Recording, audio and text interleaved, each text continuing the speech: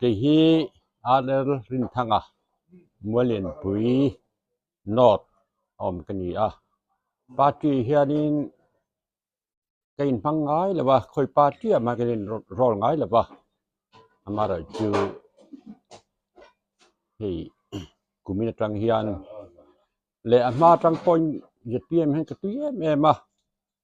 hey vinia yết pm sau dan het ko tara kan thui tu te lo kala an mel te kan mua lom lu dia tel tu rimin tia yan lom takin yết pm membership paying kalau du tani kalau me ke hi PC rolu apuya kania nia hei ZPM party hi Mizoram chuan political party chuan mere thei te khai chuak tu tura ka ngai ani awangin he ZPM party hi kalozom ania hei kanram kan thir be aka phak tok in thingtlang kho umma ni la kanram kal phung diklo ziate ka han mu hian he ZPM party hian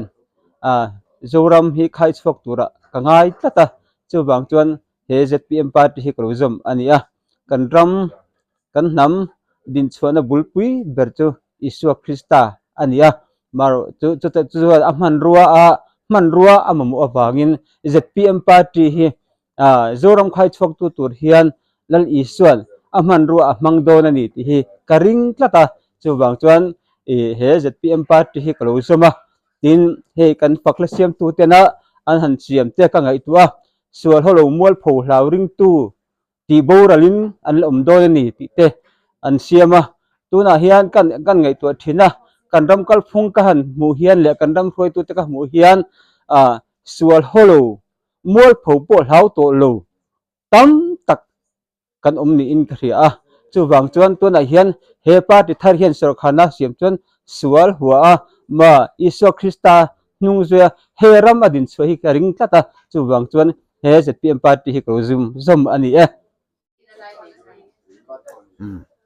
hey voinia hian ke hi biak muana molian pui khua kania hey tun tuma ZPM kalu chan hi han soi ve lok kha ka duwa lela ma chuan hei voinia kan pi te anon kala eta han lom lu ve sim hi buai tak chungin hei chung kwa ang poin kan lang thei lawa fa te ho te nu pui te BKCP ro rel na te na alung le lama ten kala tengan fa te ho po we me thila te an kala chuwang chuan chung kwa kan lang thei lo te poi ka tia amaro chu hei tun tuma hian ZPM makalu chan thot te han soi hun chep takara ka han du dewa hei tun tuma hian ama adik tak chuan udu oma hi abi takin kan lo zui ZMP kan ni lai tanga udu oma du tu le chan tu kan ram suai tu tana kan be sei bek hi ani amaro chu kanin than sang ni som pariata te khan chakna kan lak zo lo wangin tiang hian congress ate be kan ram suaina hian kan hlo kan ti hlo thing lo ni ha ti be sei na in kan han congress ate kan han lut ta hei chulaya chuan ril ru thi lo na chu hei tun tuma ZPM bo ruak te hetiang aron om le ta ka chuan ZPM en kan lo ni to na te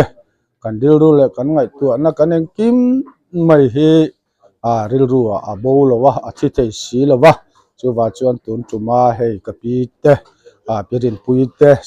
local tuma hian min han lom lu ta hetiang hian kan ram le khotlang ta na thei to pin ke ni molian pui unit 2 big takin kan thok don ani ti kha voindia hian ka han soi du ani lo me